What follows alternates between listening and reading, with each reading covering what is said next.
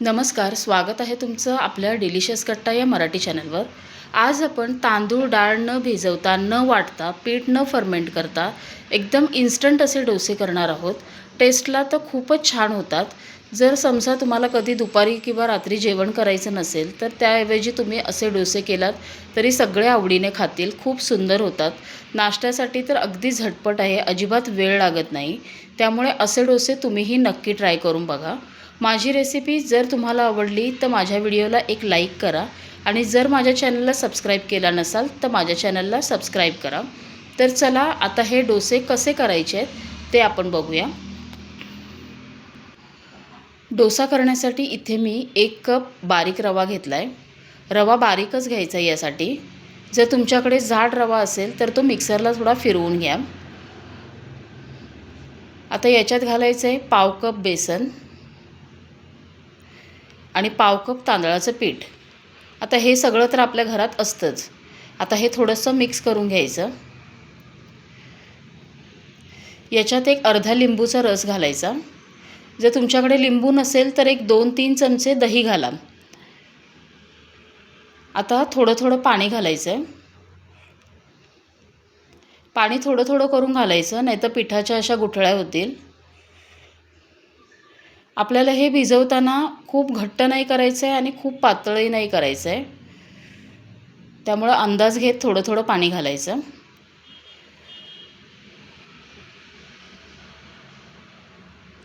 आता सुरुवातीला मी 1 कप पाणी घेतलंय। हा डोसा अगदी झटपट होतो, जराही वेळ लागत नाही। 15 ते 20 मिनिटात डोसा करून तयार असतो। त्यामुळे तुम्ही जर कधी आयत्या वेळी करायचं असेल तर तुम्ही असा डोसा करू शकता। खूप छान असा क्रिस्पी होतो। आता मी इथे 1 कप पाणी सगळं घातलंय। आता 1 कप पाणी घातलंय तरीही थोडं घट्ट वाटतंय। आता मी अजून थोडं पाणी घेतलंय। असं थोडं थोडं पाणी घालायचं, एकदम घालू नका, नाहीतर अंदाज कळणार नाही।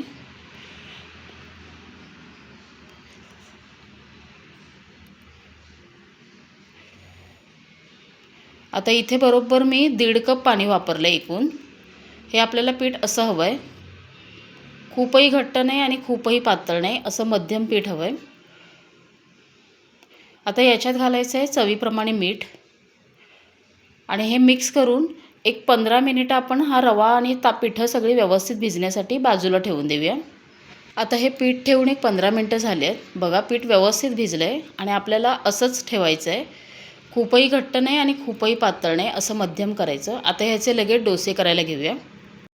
आता बाजूला मी तवा गरम करायला ठेवला होता। तवा गरम झाला की एका ओल्या रुमालाने तवा फक्त पुसून घ्यायचा आहे, तेल लावू नका। आणि आपण जे पीठ तयार केलं आहे ते थोडं हलवून घ्यायचं आणि एका फुलपात्राने पीठ घालायचं आणि आपण डोसा कसा पसरवतो तसं याला पसरून घ्यायचं आहे। बघा अगदी सहज पसरतं। असं पसरेल इतपत आपल्याला पातळ ठेवायचं आहे।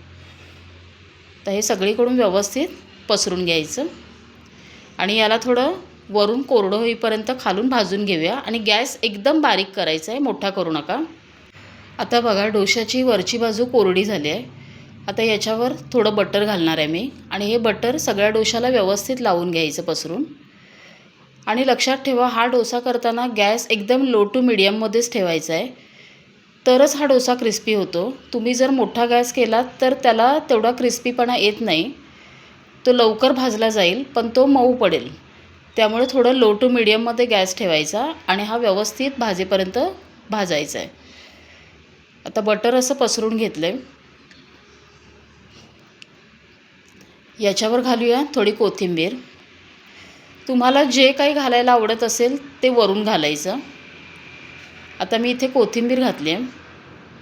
थोडा कांदा बारीक चिरून घेतला आहे तो घालायचा। याने डोशाची टेस्ट आणखीन वाढते। आणि थोडी हिरवी मिरची बारीक चिरून घेतली आहे, ती थोडी वरून घालणार आहे। आता याच्यावर मी थोडं चीजही किसून घातलं आहे।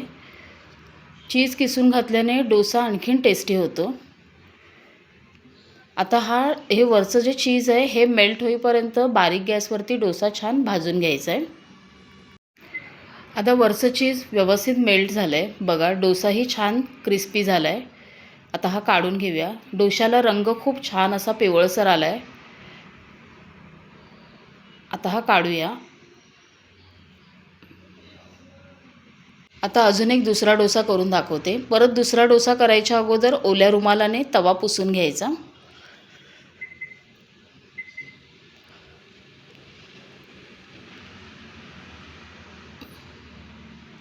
पीठ घालायचं आणि डोसा व्यवस्थित पसरून घ्यायचा. गॅस कमीच ठेवायचा, हे विसरू नका. एकदम बारीक गॅस करायचा.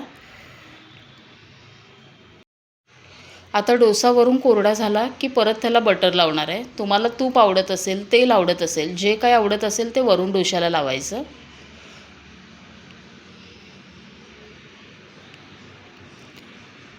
आता आपण याच्यावरती शेजवान चटणी घालणार आहोत. आता याच्यावर मी लावणार. असे वेगवेगळ्या प्रकारे डोसे करून बघा, मुलं अगदी आवडीने खातात. आता ही चटणी सगळीकडे व्यवस्थित पसरून घ्यायची. तुम्हाला जर सॉस मेयोनीज असं लावायचं असेल तरी तुम्ही तशा फ्लेवरचंही करू शकता. आता याच्यावरती परत आपल्याला बारीक चिरलेला कांदा घालायचा आहे. तुम्ही कोणत्याही तुमच्या कोथिंबीर घालायची शकता, खूप टेस्टी लागतं. आणि परत आपल्याला याच्यावरती चीज किसून घालायचं आहे आणि याच्यावरती परत थोडं चीज किसायचं. असे जर आपण डोसे केले तर याला चटणीचीही गरज लागत नाही. आपण असे कोरडे खाल्ले तरी ते खूप छान लागतात. आता चीज किसून घालूया आणि परत चीज व्यवस्थित मेल्ट होईपर्यंत याला बारीक गॅसवरती भाजून घ्यायचं आहे. आता चीज वरचं छान मेल्ट झालं आहे. हे बघा, डोसा अगदी सहज निघतो आहे आणि छान क्रिस्पी झाला आहे. आता हा देखील काढून घेऊया. आता इथे बघा, इथे आपले दोन्ही पद्धतीने केलेले डोसे करून तयार आहेत. खूप छान होतात आणि मी घेतलेल्या प्रमाणामध्ये एक 5 डोसे होतात. तर असे डोसे तुम्हीही नक्की ट्राय करून बघा. माझी रेसिपी जर तुम्हाला आवडली तर लाईक करा, कमेंट करा आणि जर माझ्या चॅनलला सबस्क्राईब केला नसाल तर माझ्या चॅनलला सबस्क्राईब करा.